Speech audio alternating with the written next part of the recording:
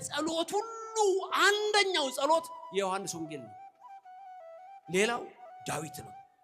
ከዛ ውዳሴ ማርያም ነው። በዘወትር ጸሎታችሁ የምትጸልዩት ምንድነው? አምላክ አንተ ለኩሉ ዘሥጋ ወለኩላ ዘነፍስ። ተመልከቱ፣ በስጋም በነፍስም እግዚአብሔር ለእናንተ ያገባዋል። ስለ ህይወት ያገባዋል። ቤት ኪራይ ስለምትከፍለው ያገባዋል። እግዚአብሔር ስለምታረገው ጫማ ያገባዋል። ስለምትለብሺው ቀሚስ እግዚአብሔር ያገባዋል። ዛሬ ምሳ በልተሽ እንደሆነ እግዚአብሔር ያገባዋል። እግዚአብሔር በህይወታችሁ ልንገራችሁ፣ ስለ ምግብ አትጨነቁ ያለው እኮ እነሆነ ስጋን ሰጥቻችኋለሁ እንኳን ልብስን፣ ነፍስ ሰጥቻችኋለሁ እንኳን ምግብን። ስለዚህ ስሩ እባርካለሁ፣ ቤታችሁን በበረከት ሞላዋለሁ። ይሙላ ቤታችሁን።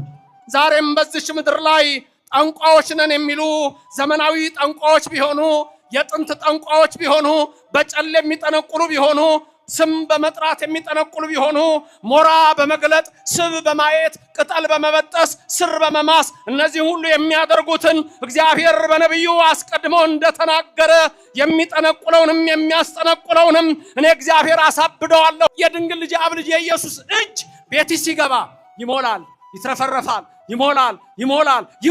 የኦርቶዶክስ ልጆች በትንሽ ተነሱና ስሩ። መባረክ የማፋንታ ነው። እናንተ እኮ ብትጠፉ ደስ የሚላቸው ሰዎች አሉ። ታውቃላችሁ? ኪሳችሁ ገንዘብ ባይኖረው ደስ የሚላቸው ሰዎች አሉ። ካፋችሁ ክፉ ቃል አይውጣ። ብዙ ሰው ልታዩ ትችላላችሁ።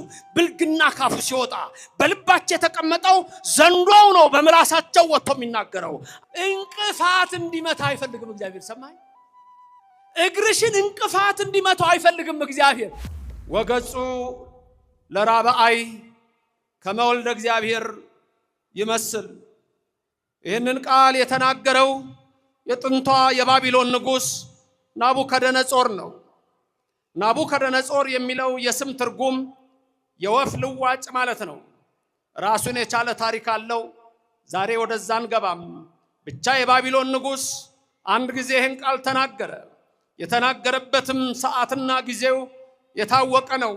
ይልቁንም ይህ ናቡከደነጾር ህልም አይቶ የህልሙ ትርጉም ከራሱ ከህልሙ ጋር በጠፋው ጊዜ የከለዳውያንን ጠንቋዮች የባቢሎንን አስማተኞች ወደሱ ጠራ።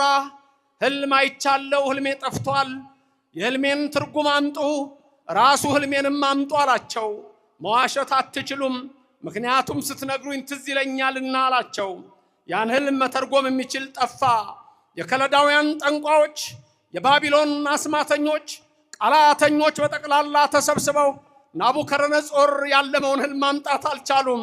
እውነት ነው፣ ይሄን ምስጢር የሚገልጹ የአማልክት መንፈስ አደረባቸው ብለው እነሱ ያሰቧቸው እግዚአብሔር ምስጢርን የገለጸላቸው፣ ይልቁንም ደግሞ ያ የስሙ ትርጉም ዳኛ እግዚአብሔር፣ ፈትሐ እግዚአብሔር የተባለ ዳንኤል ምስጢርን የሚገልጥ አምላክ በሰማይ አለ ብሎ ይናገራልና ለካ ያን ምስጢር የሚገልጽ ዳንኤል ነበረ።